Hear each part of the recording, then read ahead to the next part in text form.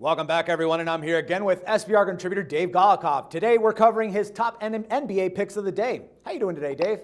I'm doing fantastic. How are you? I'm doing all right, man. All right, the first game that we're looking at here is the Atlanta Hawks going up against the Cleveland Cavaliers. Now, here you believe the over should cash in. Why is that, man?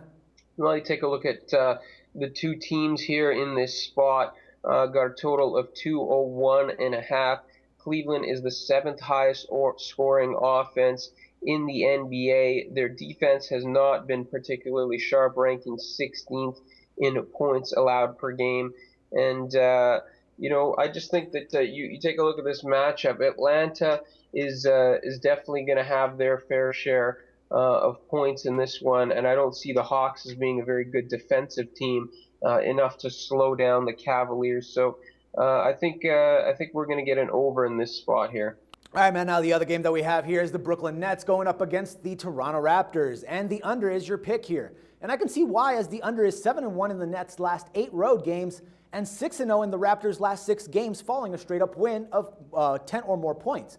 But what else factors into this pick, man? Well, you just take a look at Brooklyn. This is a team that is not scoring very many points this year. They have been one of the best under bets this season, and really, it's just they're just not playing very well in terms of cohesive unit right now. You've got the big three on the trade block, and whether or not they move those guys, it looks like it's affected them on the court.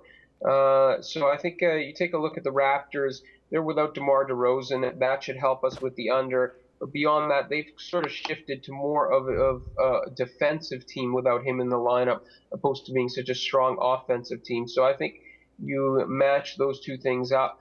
On top of that, just one other thing, I think you're going to see some real intensity in this game because this is a rematch of the first-round playoff series where the Nets advanced beyond, they beat the Raptors.